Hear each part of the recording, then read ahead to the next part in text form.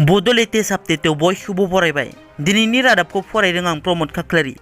गिबि news update दङ। दिनै 15 फेब्रुवारि एबसुनि 55थि गायसनथाइ सान एबा जोनोम सान।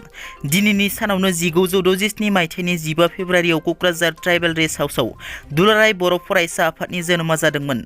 माखासे सांग्रां गेदेमा बर' सुबुंफोरनि नाजानायाव दिनैसिम एबसुआ हारिनि जौगानायनि बिथिङाव गोबां खामानि मावबोबाय आरो मावलांगासिनो।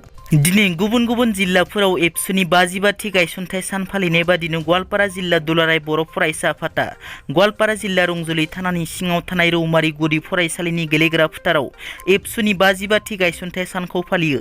बे गायसनथाइ सान फालिनाय हाबाफारियाव आलासि महरै बर' थुनलाइ आफादनि आफादगिरि तरेन बर', मिरु एबसुनि आफादगिरि दिपेन बर', क'क्राझार सरकारि फरायसालिमानि आजिरा मोननाय गुरायुं डक्टर सुरत नार्जारि, गार' फरायसा आफादनि आफादगिरि फलदिन आरमाराक आरो गोबां मानगोनां आलासिफोरा बाहागो लायो।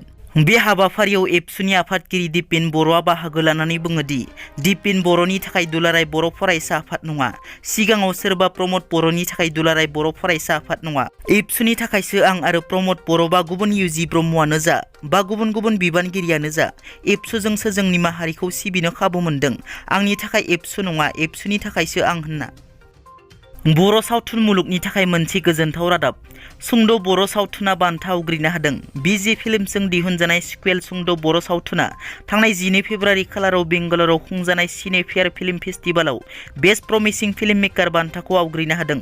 बे गोजोनथाव रादाबखौ सिक्वेल सावथुननि डिरेक्टर जिजास खिरखातारि बिथाङा शेयार खालामदों। सासे बर'नि फिसाया सनानि मेडेल देरहानो हादों। उदालगुरि जिल्ला टंला दखरानि सिङाव थानाय पुटुकिबारि गामिनि बर'नि फिसा 19 बोसोर बैसोनि भबेश कछारी बिथाङा 12, 13 आरो 14 फेब्रुवारियाव नेपाल हादराव खुंजानाय इन्ड' नेपाल रुरेल गेम्स 2021-22 नि उसु सान्दा गेलेनायाव सनानि मेडेल देरहासार जानो हानाया दुलाराय बर' हारिजों लोगोसे ओनसोलजों लोगोसे भारत हादरनि गोग्गानाय लाबोनो हादों। दिनै क'क्राझाराव थानाय बिटिआरनि नायल' जाल' गंसेल' मुलुगसोलोंसालि बड'लेण्ड मुलुगसोलोंसालिनि नैथि कनभकेसन हाबाफारि। बड'लेण्ड मुलुगसोलोंसालियाव आसामनि रायजो बेंगिरि एबा बड'लेण्ड मुलुगसोलोंसालिनि केन्सेलर प्रफेसर जगदीश मुखिनि नुजाथिनायाव बड'लेण्ड मुलुगसोलोंसालिनि नैथि कनभकेसन हाबाफारि बानजायदों। बे कनभकेसन हाबाफारियाव बिश्व भारती मुलुगसोलोंसालिनि भाइस केन्सेलर बिटि चक्रबर्तीया गाहाय आलासि महरै बाहागो लायो आरो बिटिआरनि गाहाय प्रमद बर' बिथाङा जर'खा आलासि महरै बाहागो लायो। थांनाय 2021 मायथाइनि 18 सेप्तेम्बराव क'क्राझार जिल्लानि जोंसार मोसाहारि आरो जनक कुमार ब्रह्मखौ उल्थापानि हाग्रा ओनसोलाव लांनानै ULB आफादनि सोद्रोमा साजायना नंखाय इनकाउन्टार खालामनाय जाथायनि दासिमबो न्याय मोनाखै। बे जाथायनि सायाव संदाननायनि लोब्बायै आसाम सरकारनि बिथोन बादियै लवार आसाम डिभिजननि कमिशनार जयन्त नार्लिकरा फैगौ 17 फेब्रुवारि खालि बेलासिनि 1 रिंगायाव क'क्राझारनि सार्किट हाउसनि कनफारेन्स हलाव रायजो राजाफोरनिफ्राय उदाङै बानबुंथि लानाय खोनासंनाय आरो लिरथि अजदलाइ आजावनायनि मोनसे सुबुं मेल खुंनाय जागोन।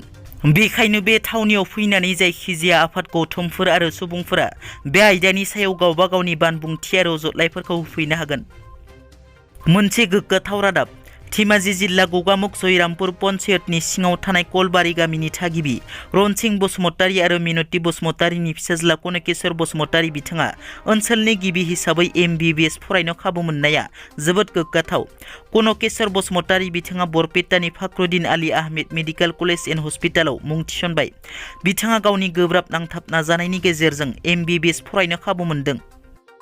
गुवाहाटीयाव साबा ड्राग्स फालांगिरिफोरखौ हमनो हादों। गुवाहाटी खानापारायाव थानाय बड'लेण्ड गेस्ट हाउसनि खाथियाव 500 ग्राम हेर'इनजों लोगोसे साबा हमनो हादों।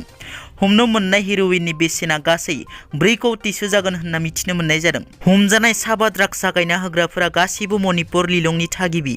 हमजानाय साबा सुबुंखौ आब्दुल मुतलेब, सालिल खान, आजमाल खान, मनिर आहमेद आरो आताउर रहमान होनना सिनायथिनाय जादों। Guwahati joint commissioner of police Partha Sarathi महन्तनि दैदेननायाव बे सिग्रोमनाय हाबाफारिखौ मावफुङो। पार्थ सरती महन्तआ फोरमायनाय बादिब्ला इम्फालनिफ्राय गुवाहाटीसिम फैनाय AA01EG 7897 नंनि बोलेर' गारियाव लाबोनाय माइरं बेगनि सिङाव हमनो मोननाय हेर'इनखौ दोनखोमादोंमोन। दिनैनि रादाबा एसेनोसै। नोंथांमोना जुदि आंनि चेनेलखौ दासिमबो साबस्क्राइब खालामाखै, अन्नानै साबस्क्राइब खालाम। गोजोन्थों।